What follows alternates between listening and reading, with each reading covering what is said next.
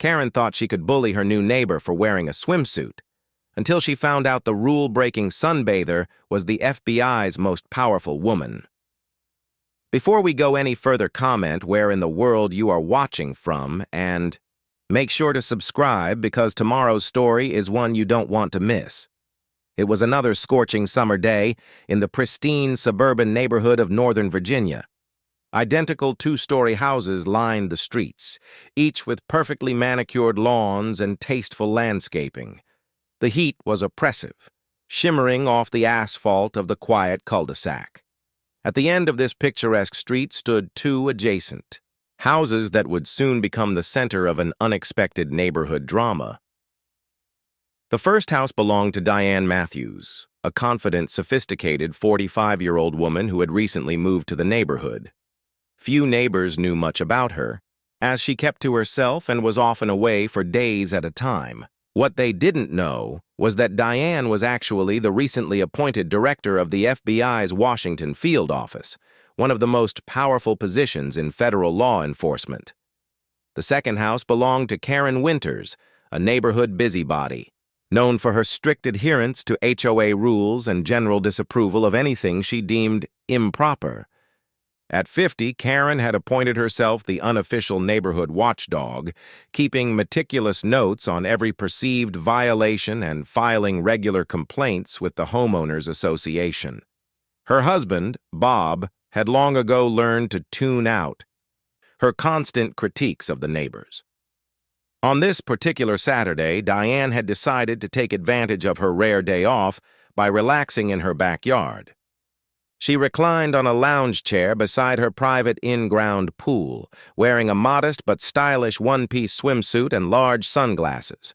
Her dark hair was pulled back in a practical ponytail, and she looked relaxed as she reviewed confidential documents while sipping iced tea. The backyard was surrounded by a 6-foot privacy fence, but part of it was visible from Karen's second-floor window. As Diane was highlighting a section of the report, her phone rang. She answered with her typical professional tone. "Matthews?" The voice on the other end was apologetic. "Director Matthews, sorry to disturb your day off. We have a situation developing with the Henderson case that requires your immediate attention." Diane sighed deeply, her shoulders tensing slightly. "Send me the details. I'll review them right away," she responded before hanging up and returning her attention to the documents, making notes in the margins with focused precision. Karen Winters stood at her second-floor window, binoculars in hand, scowling as she watched Diane relaxing by the pool. "Unbelievable," she muttered to herself, her lips pressed into a thin line of disapproval. "Who does she think she is? This is a family neighborhood." Karen had been suspicious of Diane since she moved in 3 months ago. The woman kept odd hours, received visitors who looked suspiciously like government agents, and worse yet, hadn't attended a single HOA meeting or neighborhood barbecue. Karen adjusted her binoculars for a better view, zeroing in on the confidential folder in Diane's hands. "Probably divorce papers," Karen speculated aloud. "No husband, always working, typical career woman who couldn't keep a marriage together." She shook her head in judgment, completely unaware of Diane's actual profession. From downstairs, Karen's husband Bob called out, "Karen, what are you doing up there? The Andersons will be here for dinner in an hour." Karen ignored him, too absorbed in her surveillance. What particularly annoyed Karen today was Diane's swimwear. While perfectly appropriate by any reasonable standard, Karen found it offensive that a single woman would sunbathe in view of other homes. "There are children in this neighborhood," she hissed, despite the fact that no children could possibly see into Diane's fenced backyard. Making a decision, Karen grabbed her phone and began taking pictures, zooming in as much as her iPhone would allow. "This will be perfect evidence for the HOA," she said with satisfaction. But as she looked at the blurry photos, Karen decided they weren't enough. This violation called for more immediate action. With righteous indignation, she dialed 911. 911, what's your emergency?" answered the dispatcher in a calm, professional tone. Karen's voice was shrill with urgency. Yes, hello. I need to report indecent exposure in my neighborhood immediately. There's a woman practically naked in her backyard. There are children. Who could see this display? Karen's face was flushed with emotion as she spoke. The dispatcher's voice remained measured. Ma'am, is someone fully exposed in public? Well, she's wearing a swimsuit, but it's in her backyard where people can see. It's indecent, and I'm certain it violates our HOA rules, Karen insisted, her voice rising with each word. There was a brief pause before the dispatcher responded. Ma'am, wearing a swimsuit in one's own backyard is not illegal. This sounds like a matter for your homeowners association rather than emergency services. Karen was not to be deterred. You don't understand. She's also got suspicious documents. I've never seen her before moving in, and she has strange people coming to her house at all hours. She could be running some kind of operation. What if she's a criminal? Or worse, what if she's corrupting the neighborhood values? Our property values could plummet. Sighing quietly, the dispatcher recognized the call for what it was, but still had to follow protocol. I'll send an officer to do a wellness check, but please be aware that misuse of emergency services can result in penalties. Thank you. Finally, someone taking this seriously, Karen exclaimed, missing the warning entirely. The address is 1342 Maple Drive. The suspect is in the backyard of the house directly next to mine. She hung up, feeling triumphant that justice would soon be served. 20 minutes later, a police cruiser pulled up in front of Diane's house. Officer James Rodriguez and his partner, Officer Sarah Chen, approached the front door. Both were relatively new to the force and unaware of who lived in the house. Probably another neighborhood dispute, Rodriguez commented as Chen rang the doorbell. Dispatch said the caller seemed like the typical Karen type. When no one answered, they walked around to the side gate, which was unlocked. Police! Hello! Anyone home? Chen called out as they entered the backyard. Diane looked up from her documents, instantly alert but calm. Can I help you, officers? She asked, setting aside the confidential folder and sitting up straight. Officer Rodriguez cleared his throat, suddenly uncomfortable. Ma'am, we received a complaint about... He hesitated, realizing how ridiculous it sounded. Inappropriate. Attire in your backyard, Diane raised an eyebrow above her sunglasses. I see. And who exactly made this complaint? Before either officer could respond, Karen's voice came booming over the fence. I did. This is a family neighborhood, not some kind of beach resort. Karen had climbed onto a chair to peer over the fence, her face red with indignation. Diane stood up calmly, wrapping a cover-up around her waist. Officers, I'm sorry you were called out here for this. Clearly, my neighbor has too much time on her hands. Karen's voice grew even louder. See? She's disrespectful, too.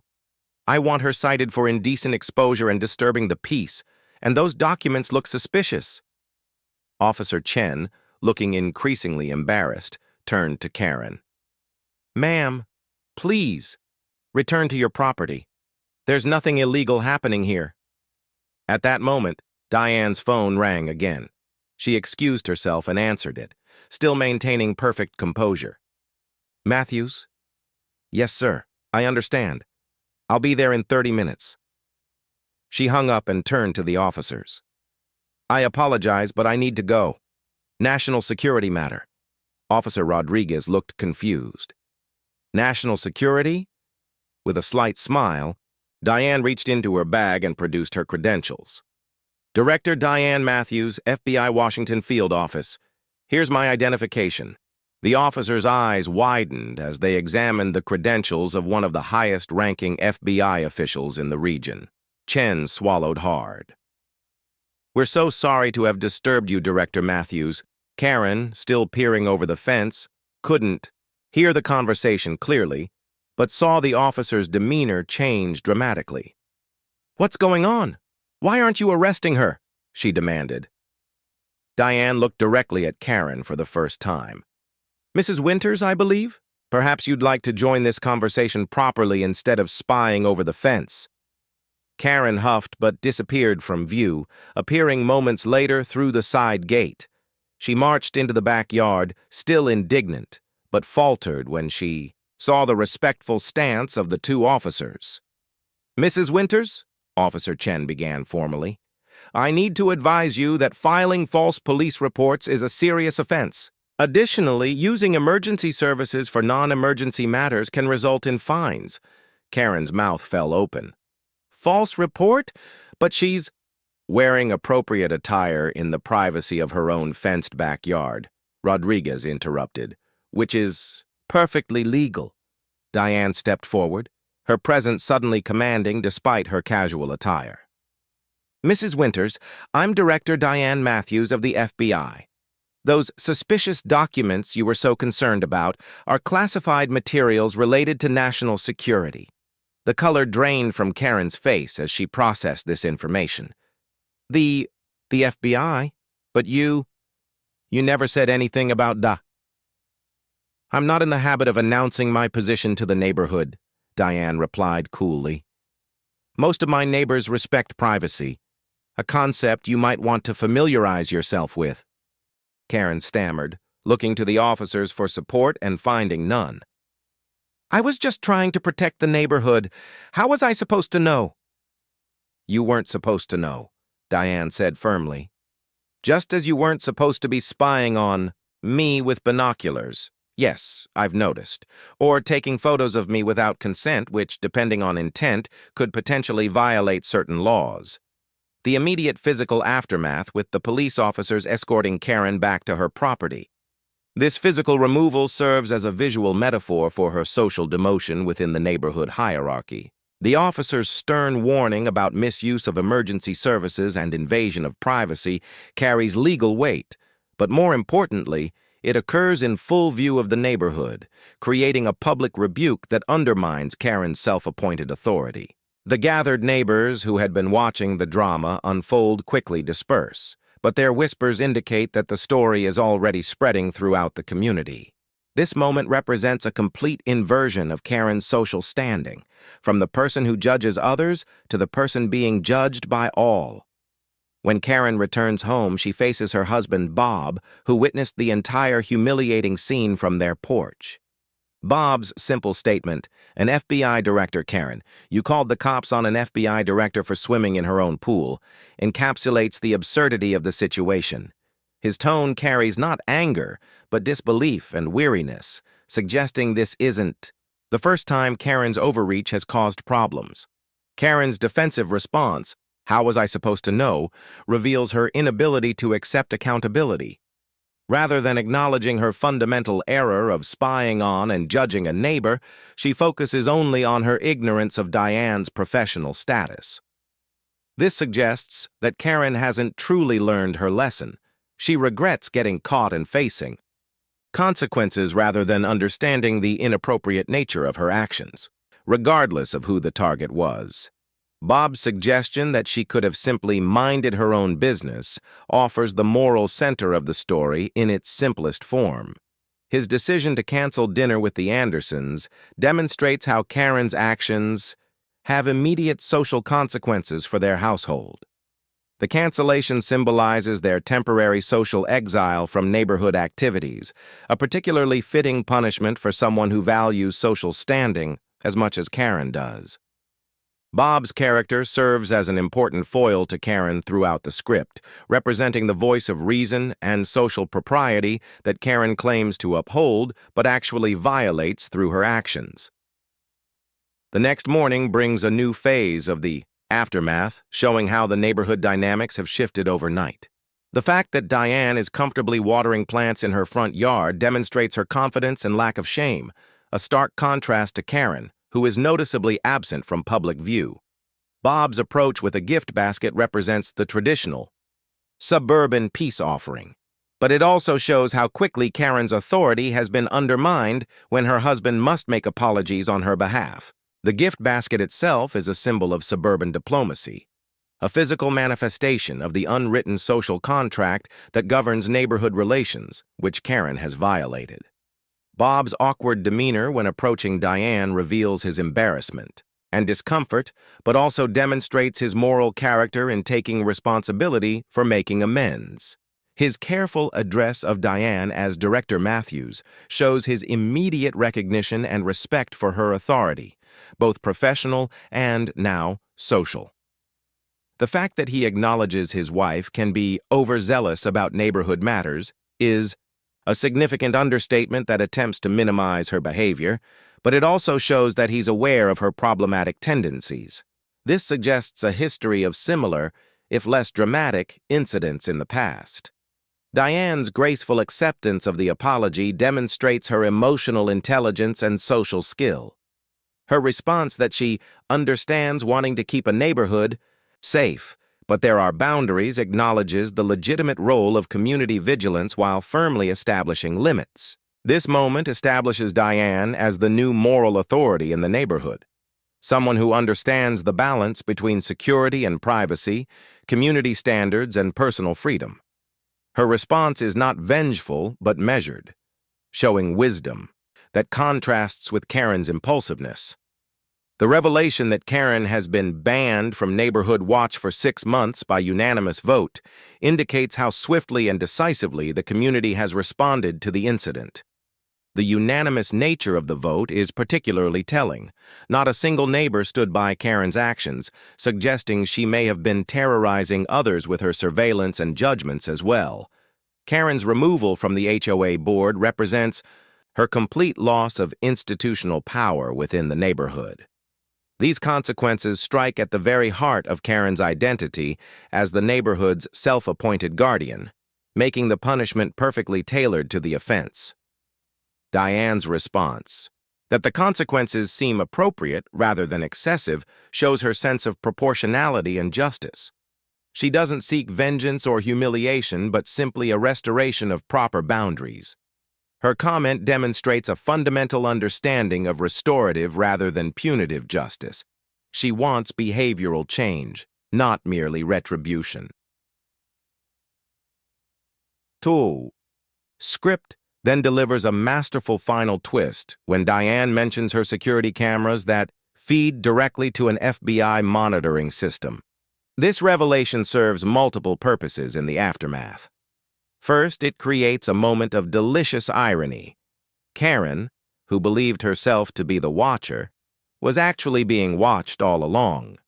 Second, it establishes a new power dynamic where Diane possesses both the moral and technological high ground. Third, it serves as a deterrent against any future invasions of privacy Karen might consider. The fear in Bob's eyes shows the effectiveness of this strategic intimidation, and his hurried return home suggests he'll be conveying this warning to Karen in no uncertain terms. Diane's private chuckle as Bob hurries away reveals her human side. She takes some satisfaction in turning the tables on her nosy neighbor. The mental note to install actual security cameras reveals the clever bluff she just executed. This moment of playful deception humanizes Diane and shows that while she occupies a position of significant authority, she still appreciates the small justices of everyday life. Her observation that sometimes a little strategic intimidation went a long way in maintaining peace connects her professional skills to her personal life, showing how her FBI training serves her well in civilian situations too. The final scene of Diane relaxing by her pool creates a circular narrative structure, bringing us back to where the story began, but with the dynamic completely transformed. The distinct absence of movement from Karen's window confirms the effectiveness of the resolution. The invasion of privacy has ceased. The neighborhood grapevine that worked against Diane at the beginning of the story now works in her favor. As word of her position spreads quickly throughout the community, this reversal completes the power shift that began during the confrontation. Diane's enjoyment of her newfound privacy and respect highlights the core values that were threatened by Karen's behavior and have now been restored. The final line, Sometimes justice worked itself out in unexpected ways, provides thematic closure, suggesting that while Karen's comeuppance wasn't planned, it represents a natural balancing of the moral scales. The poetic justice of the situation is that Karen's attempt to assert control ultimately resulted in her complete loss of it, while Diane's private relaxation, which Karen tried to police, became even more securely private in the aftermath. At a deeper level, this aftermath explores several important themes that resonate with American suburban life. It examines the tension between privacy and community, questioning who has the right to determine neighborhood standards and how they should be enforced. It explores the fragility of social hierarchies and how quickly they can be upset when new information comes to light. It demonstrates how technology can be used both to invade privacy, Karen's binoculars and photos, and to protect it, Diane's purported security system. The aftermath also contains a subtle commentary on gender and power in suburbia. Karen represents a particular type of feminine authority that operates through social regulation and gossip, while Diane represents professional accomplishment and institutional power. The story suggests that the latter form of female authority ultimately trumps the former, perhaps indicating a shifting value system in contemporary suburban communities. The resolution provides satisfying closure because it doesn't rely on external authorities to solve the problem. Instead, the community itself recognizes the inappropriate behavior and takes action to correct it through social mechanisms like the neighborhood watch ban and HOA removal. This suggests a healthy, self-regulating community that can identify and address toxic behavior from within. While Karen has been temporarily removed from positions of power, the 6-month ban suggests the possibility of her return if she changes her ways. Bob's willingness to make amends indicates that social rehabilitation is possible. Even Diane's strategic intimidation is aimed at behavioral change rather than permanent ostracism. This hopeful note suggests that even in the face of significant social missteps, community cohesion can be restored if proper boundaries are respected going forward. The aftermath thus completes not just the narrative arc, but the moral arc of the story, delivering justice that is proportionate, appropriate, and ultimately constructive rather than merely punitive. It transforms what could have been a simple tale of neighborhood conflict into a nuanced examination of community standards, authority, privacy, and the delicate social ecosystem of suburban America.